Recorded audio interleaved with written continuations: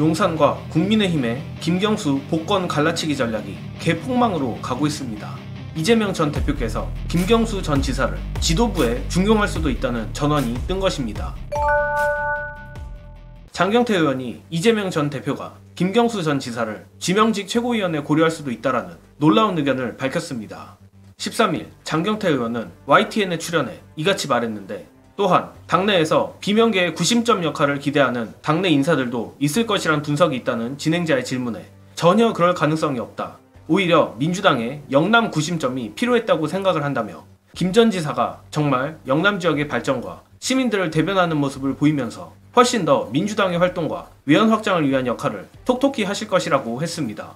이어서 제가 2년간 이 전 대표와 지도부에서 일을 하면서 느낀 것은 아주 획기적이고 아주 참신한 결단을 많이 내리시는 분이라며, 만약 김 전 지사가 마음의 준비가 되신다면 저는 지명직 최고위원까지도 아마 이 전 대표가 고려하고 계시지 않을까라는 생각이 든다라는 폭탄 발언을 했습니다. 자, 이 말이 진짜라면 이재명 전 대표의 자신감이 정말 대단합니다. 물론 장경태 의원의 예측성 전언이긴 하지만 엄연히 현 민주당 지도부인 장경태 의원이 이 정도의 발언을 함부로 즉석에서 뱉을리는 만무하고 결국 이재명 전 대표의 의중을 슬쩍 공개한 것으로 보이는데 정말 생각지도 못했습니다.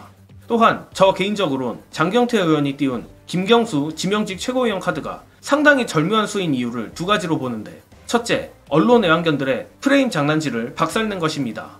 다들 아시다시피 애초 야권 갈라치기 카드로 여겨졌던 김경수 전 지사 복권은 한동훈의 희한한 각세우기로 예상과 달리 여권의 분열로 이어진 게 팩트입니다. 그럼에도 여전히 일부 언론 애완견들은 이를 대권 변수라며 이악 물고 야권을 갈라치려고 하는데, 이재명 전 대표가 김경수 전 지사를 중용한다면 또는 중용하겠다는 입장만 취해도 언론 애완견들의 이러한 프레임은 보기 좋게 허탕으로 돌아가게 됩니다. 게다가 장경태 의원이 밝혔듯이 이재명 전 대표가 다른 계파 인물을 끌어안음으로써 포용력을 증명하고 또한 외연 확장까지 꾀할 수 있는 것입니다. 그리고 두 번째, 이재명 전 대표와 김경수 전 지사가 화합하는 모습을 보임으로써 용산과 국민의힘을 바보로 만들어버리고 분열을 꾀하는 효과도 생깁니다.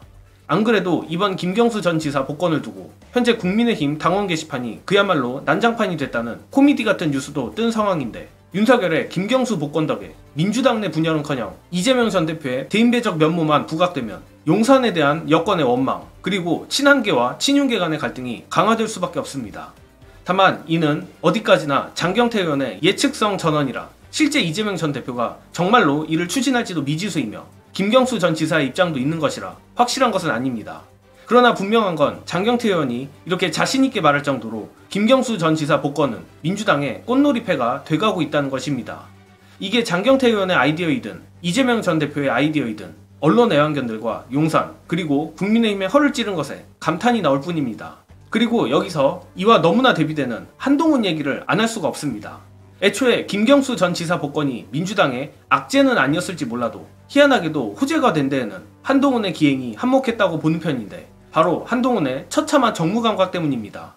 관련해서 헬마우스 임경빈 작가가 분석한 한동훈의 치명적 실수 보시고 이어가겠습니다. 한동훈 대표가 자기 딴에는 나 사실 반대했어라는 거를 이제 지지층들한테 어필하려고 이 이슈를 꺼냈을 수 있는데, 네. 잘못된 전장을 선택한 거예요. YS랑 싸우던 이회창, 이명박이랑 싸우던 박근혜, 뭐 하다못해 이제 노무현 대통령한테 개기던 정동영, 뭐 이런 사람들도 굉장히 중요한 국가적 어젠다, 국가적인 의제, 정치의 전환점 이런 걸 가지고 싸우지, 그리고 짜시럽게 뭐 아니 왜 얘를 복권시켜줘요 뭐 이런 걸로 안 싸워요.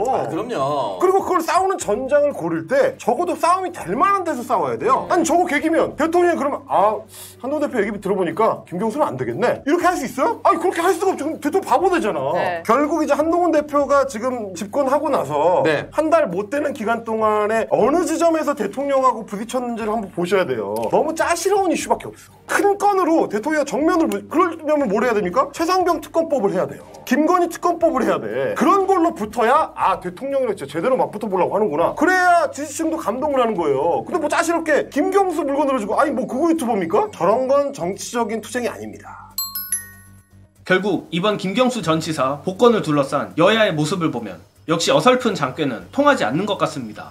행여나 이재명 전 대표가 사사로운 욕심에 사로잡혔다면 오늘 장경태 의원의 자신 있는 폭탄 발언은 나오지도 않았을 거고, 언론 애완견들의 바람대로 김경수 전 지사 복권이 야권 분열의 카드로 작동했을지도 모릅니다.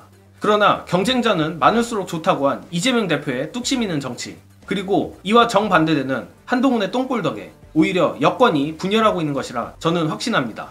앞으로도 정예능은 이재명 전 대표의 멋진 미담 소식이 나오는 대로 여러분들께 공유드릴 것을 약속드리며 이번 영상은 여기까지 하겠습니다. 시청해주신 여러분 감사합니다.